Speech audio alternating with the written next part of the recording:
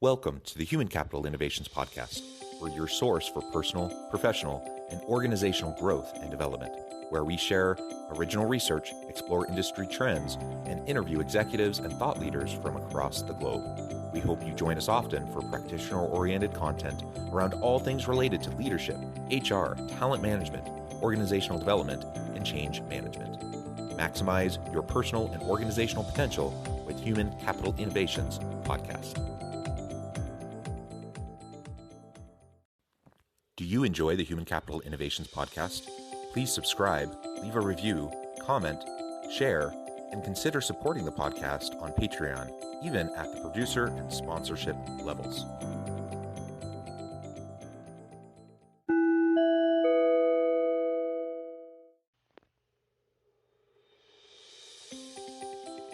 Welcome to the Human Capital Innovations Podcast. In this HCI podcast episode, I talk with Irvin Nugent about emotional intelligence and emotional triggers in the workplace.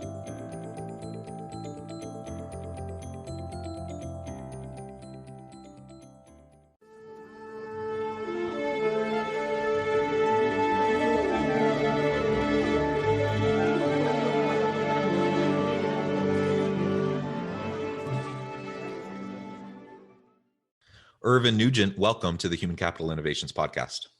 Jonathan, thank you so much for the invitation.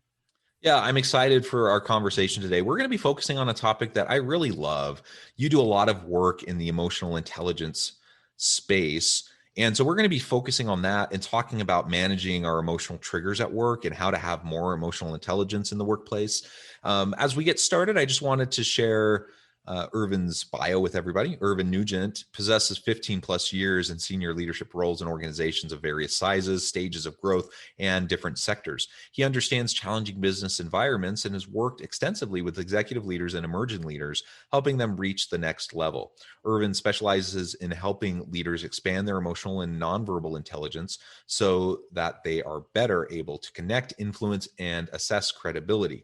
Drawing on his extensive experience as an executive coach and trainer, he understands that leaders are most effective when they are able to read the emotions of themselves and others in any given situation, as well as assess the credibility of the people in high-stakes scenarios. Born in Northern Ireland, Irvin brings to his practice a rich and varied experience. Growing up in a society torn apart by division and violence, he has seen firsthand the damage done when communication breaks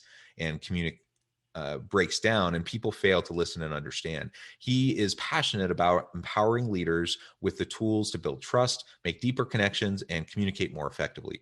Dr. Nugent is honored to be the only certified Paul Ekman International Trainer in the USA and offers a wide range of workshops in the areas of emotional intelligence, nonverbal communication, executive presence, and lie detection, which are based on the practical application of scientific research. He's a graduate of the executive coaching program from Georgetown University and is an ICF certified professional certification coach and an ATD credentialed master trainer. He is the author of the book, Leadership Lessons from the Pub. I love it. I love everything about your background and your bio, and really interesting as well with your origins in Ireland and the geopolitical conflict there, which is super interesting as well, and just adds a little bit of extra depth, I think, to what you bring to the table for these types of discussions. So thank you for joining me today. Anything else you would like to share with listeners by background or personal context before we launch on in? No, not really. I mean, I think one of the things I would just say, you touched upon it there. I think because of my background, I think it placed in my heart, just a desire. Why I'm fascinated with emotions is that I've seen what emotions, how they can tear apart relationships, how it can lead ultimately to violence. And it's placed in my heart just a really desire that as human beings, we can do better. We can do better with each other, and we can certainly do better in the workplace.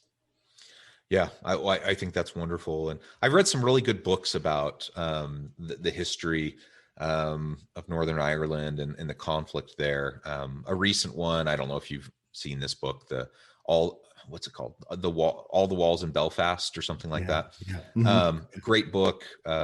Anyways, it's a wonderful thing to explore for anyone listening who may not be terribly familiar with the background, the history there. Well, Irvin, again, as we start with talking about this topic of emotional intelligence, while I think most listeners at least have heard that term and they kind of loosely understand what it means, it's part of the common vernacular, I think, in businesses today. Yet I still think a lot of people have some confusion about what emotional intelligence actually is, as opposed to just throwing out the term.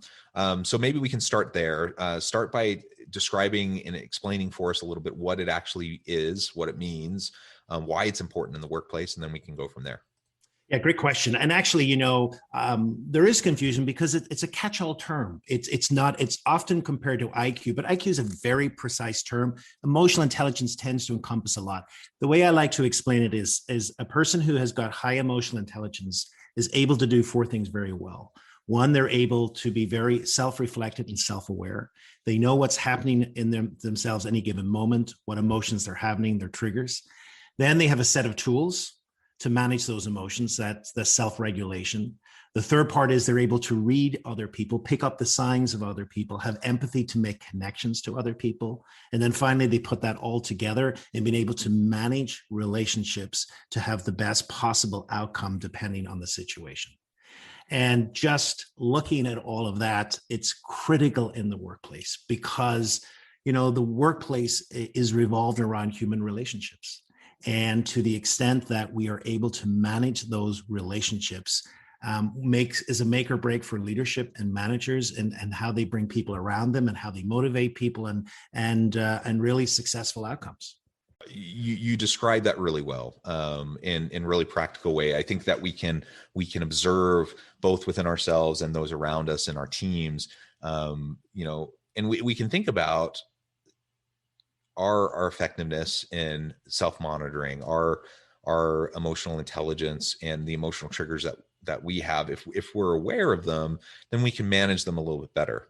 We can cope perhaps a little bit better. And like you mentioned a few minutes ago, ultimately, I think emotional intelligence is one of the keys to effective, sustainable, and thoughtful relationships. And leadership is all about relationships. It's about influence, and influence happens through relationships. It happens through building trust with people. And I've said this before on the podcast, I'll say it again. Some of the dumbest people I know are the most brilliant people. Really crazy high IQs, genius individuals. Their emotional intelligence is really low though. And so in practicality, their ability to get things done, their ability to accomplish stuff and to work with people in teams collaboratively in organizations is really low. And so it's a problem. Like we need, of course, we want competent, capable people who are intelligent. So IQ is important, and skill and competencies are important, but the emotional intelligence piece is just so vital. And without it, so much of what an organization is trying to accomplish is going to come to a complete standstill. Absolutely. And it's the difference, I always say, the way I like to explain in very practical terms, it's the difference of someone walking into a meeting, getting triggered in that meeting, beginning to react in a way that they're not even aware of, and shut the meeting down or say something that shuts another person down. And the other person who's able to go in, feel the tension in the room, know it's going to be a difficult meeting, know that there's someone there that presses all their buttons and is ready for it and is able to be a little more proactive and thoughtful in the response. That's the difference. And that creates a totally different outcome. Yeah. And as you were describing that, I was thinking of just a couple of weeks ago, a personal failing I had in a meeting. And it was exactly like you were describing. I knew going into the meeting that there's a particular individual who could push my buttons. Yeah. And I knew what I needed to do. I knew that it would be a problem if I gave into that, right? And gave them what they wanted. And I did really well for like 90% of the meeting. And I just got worn down. And by the end, I ended up saying something I shouldn't have said, which is exactly what they were trying to get me to do. And, it derailed the meeting, right? And then all of a sudden, then I have to do damage control instead of actually being productive and really trying to accomplish what we wanted to do. And that's what we're dealing with in organizations. Now, in this case, there really was someone, I think, who was purposely trying to push my buttons. That doesn't always happen, right? No. And most of the time it doesn't. Most of the time people are doing the best they can, and inadvertently they don't even realize they're pushing your buttons. In this case, I think that was actually happening, but I still should have known better, and I still should have been able to monitor better and control myself a little bit better. That said, we find ourselves in those situations all the time, and people will say things without even knowing that they're triggering us. Absolutely. Yet the trigger happens. We feel the emotion. The emotion is real. Whether our perception of the reality around us is completely accurate or not, it doesn't really matter, because we're feeling the emotion. So then the question is, what are we doing with it? Absolutely. Yeah. There's a term I like to use, Jonathan. It's that we have a fingerprint, and we know that our fingerprints are unique. We also have a trigger print, and everyone's trigger print is unique. Some of it is the same, depending on evolution to some things, but most of it's through our experience. It's through growing up, etc. And we have no idea of what another person's trigger print is. And we can have this throwaway comment. We can say something sarcastic, and all of a sudden, without us even knowing, this person is in a spiral downwards, and we've either shut them down or we've made them aggressive, etc. So, the ability to first of all be aware that that's happening to us in the moment, but then also just from the other perspective of sometimes we're kind of mystified as where is that coming from? Like what's that? That's a very heavy or energetic response, and I'm not sure why that happened. And often it's there. It's like, oh, so something I said, and maybe it may not be the direct result or intention, but that's what it's caused. Yeah, and I think that's why we just need to be generous with each other and quick to forgive, generous with our assumptions and our interpretations, and quick to seek forgiveness, right? And to apologize. Yeah. It always blows my mind when I see leaders who, there's definitely a mentality amongst some leaders that they can't admit fault, that they can't apologize. Yeah. And I don't get that.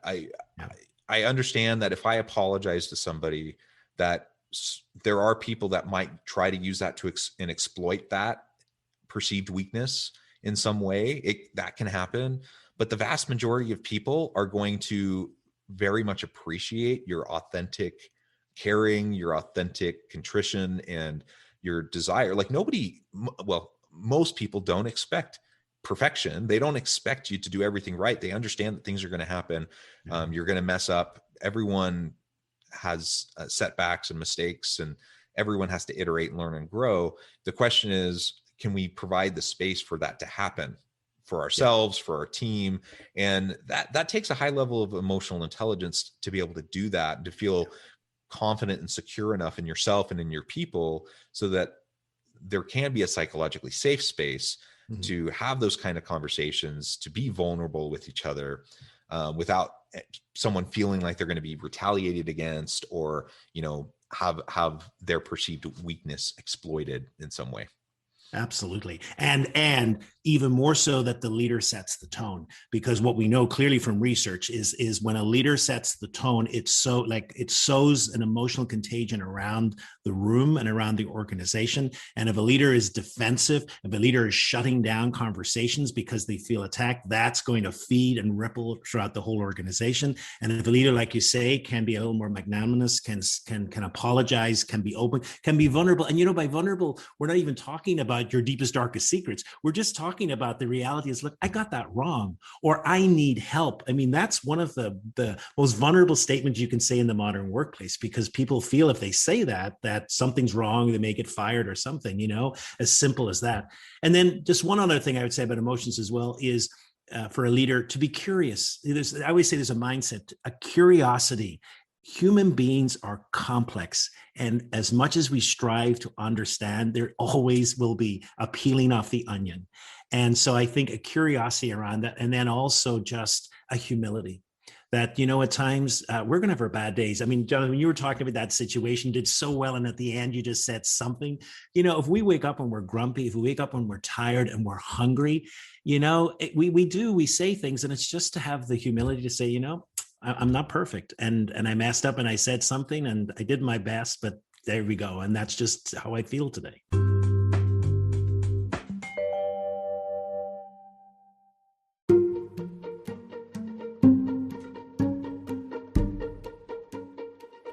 Welcome to the Human Capital Innovations Academy. Courses, micro-credentials, and certificates to upskill and reskill for the future of work.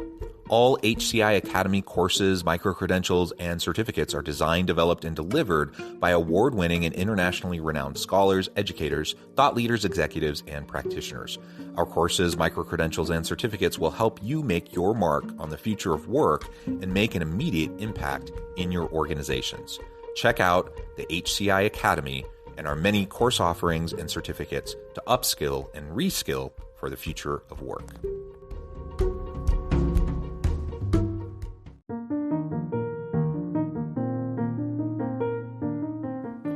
Check out our new weekly LinkedIn newsletter, Alchemizing Human Capital, exploring industry trends via original research and interviews with executives and thought leaders from across the globe. We look forward to having you join us.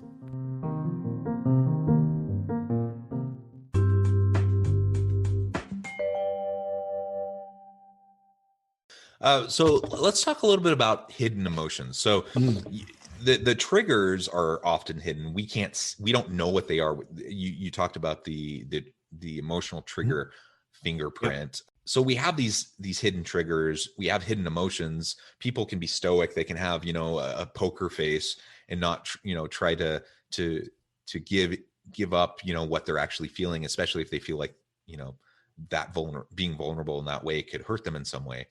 How would you approach that? Like, how would you suggest when you're coaching with leaders? Because I think high emotional intelligence, requires self-understanding, self-regulation, also requires understanding of others, and our ability to be able to read the room, feel the energy in the space, understand what's happening, is really important. But it can be hard to always understand what's happening, where the energy is coming from. Yeah. So, I'd split that question into two parts. One is the individual. So the biologically, what we know about emotions is that we have a physiological reaction to a stimulus, which is an emotion. And that happens before we are consciously aware. And because of that, what happens is sometimes emotions will slip out in our face. And there are 7 universal emotions, which research has found to be consistent, no matter who it is, where they are, their culture, their gender, etc. And it's biology. So basically, by the time we have become aware and said, "Oh, I don't want to show that I'm angry," that's already what I say is leaked out, and we can be trained to recognize that. And that's kind of hiding some of those suppressed emotions. They leak out. I always say the truth always leaks out and how we feel. And so if we're astute enough and trained enough to pick that up, it becomes data. Not that we're going to say, "Oh, look, I just saw that you're angry," but just something like, that's interesting. So something I just said has created an emotion of anger or fear or surprise. Let me explore this a little bit more. And that's where it becomes, because you see, a leader at their best is able to read this data and then to ask some really powerful questions. Using this data then to really get to the heart of what's happening. And then the second one is more in a global, kind of that room, that energy. And it's this ability to realize that we have to take a little time to match the energy in the room. And so, if you can feel there's a tension in the room and you go in and you're like all upbeat, etc., it's going to be a fail. There's a disconnect of energy. And what really good leaders and emotionally intelligent people can do is to, okay, I need to start at this level, and then maybe I need to raise the energy. And sometimes that comes from cracking a joke, which is a very sophisticated, emotionally intelligent thing to do, which is able to kind of have people release and relax a little bit and then recalibrate and start again. So these are the really the nuances we're talking about that can really be powerful as a leader. Yeah. I think that's excellent. And that leakage, as you described it, I've seen that a lot. Mm-hmm. And you can't make too many assumptions based on little small points of leakage, but it can be informative. Mm-hmm. And I think bottom line is, and it's not about me being able to manipulate people.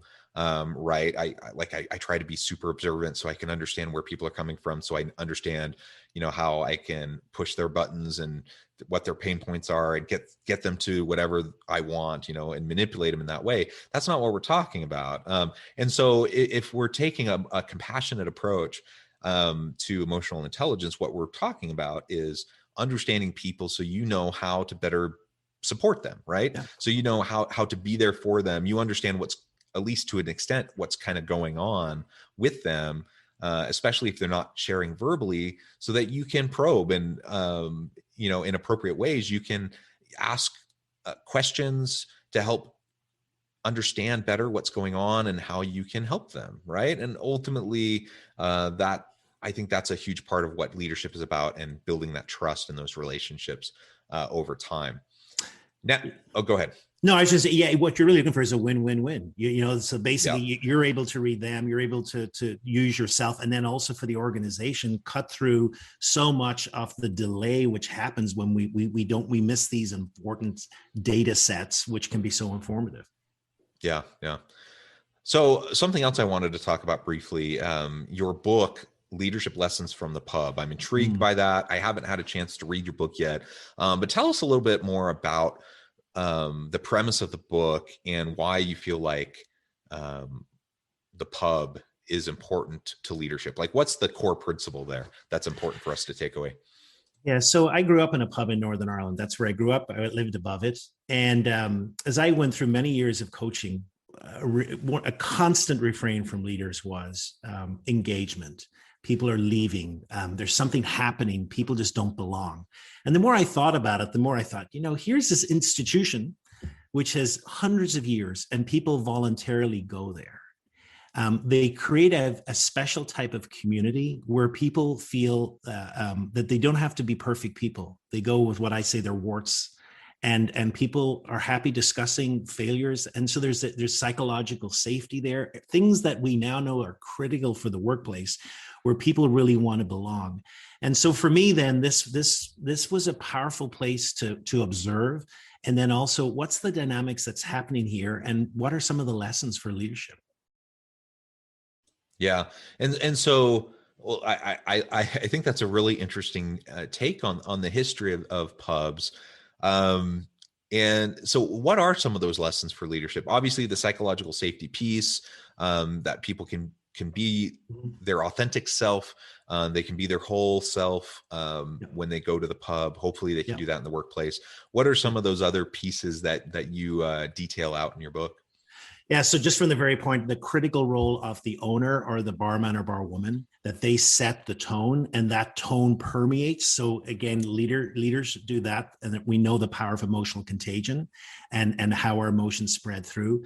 The centrality of story and how story creates an emotional connection among people. And I think at times in the workplace, we forget about the power of story and how story can emotionally connect us with other. In many ways, we want to inspire people, we want to give them a vision, etc. And really what we tend to do is throw a data dump at them and here are the quarterly figures. Whereas if we use a well-placed story, that can connect with people in a powerful way.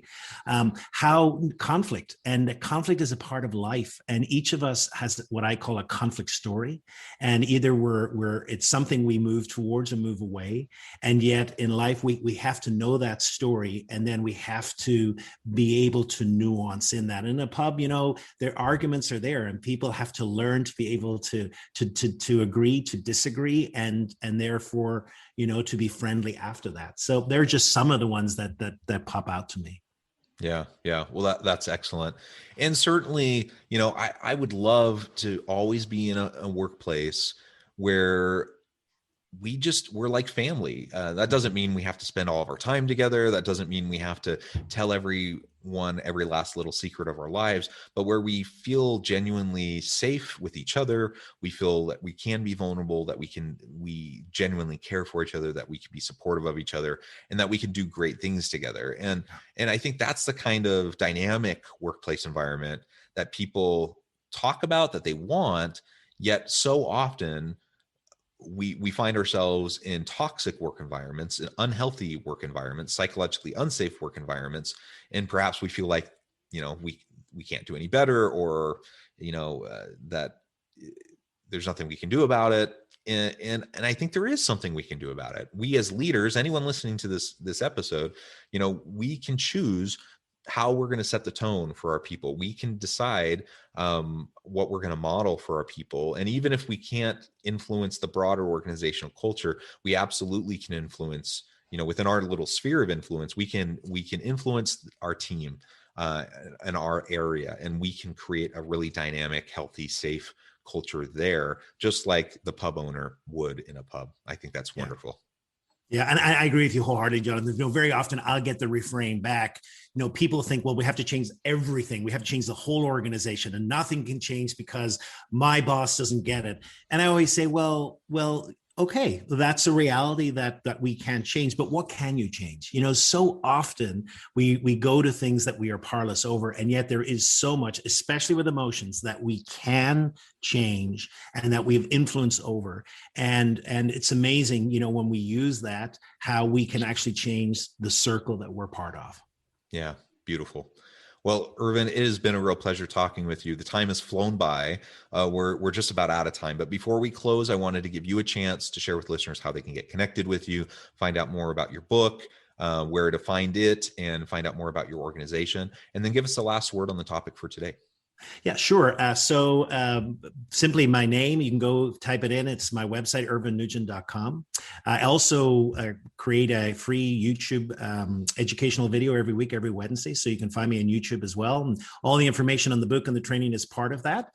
And LinkedIn, finally just reach out and link in with me. And I would be delighted to begin a new conversation. And I think my last thought for the day would be, as human beings, every day we get an invitation. And so often it is an invitation to build a bridge or a wall.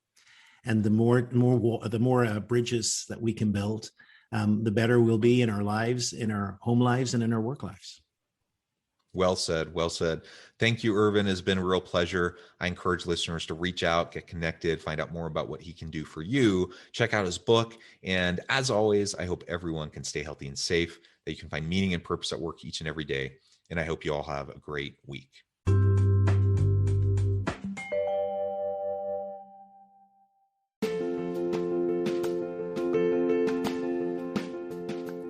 Bluer Than Indigo Leadership: The Journey of Becoming a Truly Remarkable Leader. Early in my adult life, I learned about an Asian proverb that translates as bluer than indigo. If you think about the color indigo, it is a brilliant, deep, and vibrant blue, what some would call the bluest of blues. To have something that is bluer than indigo is rare and truly remarkable. Contrary to popular myth, there is no one-size-fits-all or cookie-cutter approach to effective leadership. There is no silver bullet, no secret sauce, no go-to model that will solve all of your problems. The truth is, great leaders have all had their unique strengths and flaws, and have all had to discover and then pave their own distinctive path in their life's journey to fulfill their leadership potential.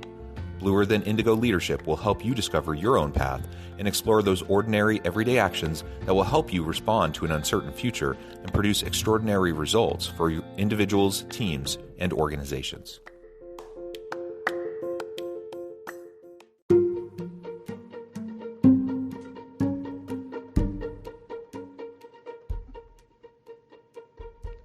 Check out Human Capital Innovations magazine, Human Capital Leadership.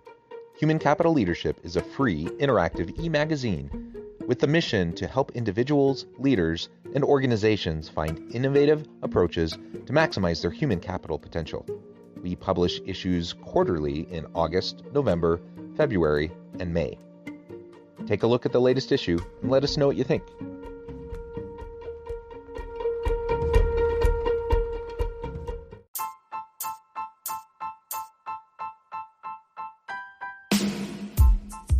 The Alchemy of Truly Remarkable Leadership: Ordinary, Everyday Actions that Produce Extraordinary Results.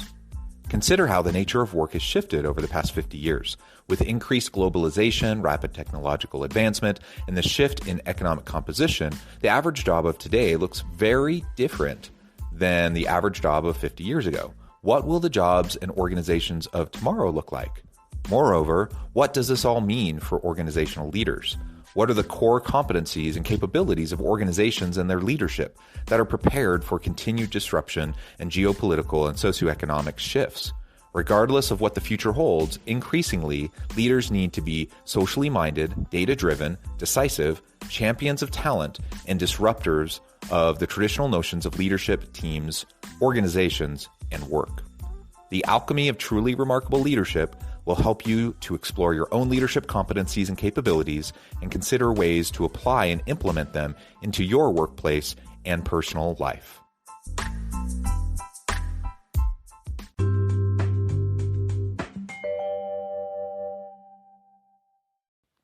Do you enjoy the Human Capital Innovations podcast? Please subscribe, leave a review, comment, share, and consider supporting the podcast on Patreon, even at the producer and sponsorship levels. Thanks again for joining us for this episode of the Human Capital Innovations podcast. I hope you stay healthy and safe and that you have a great week.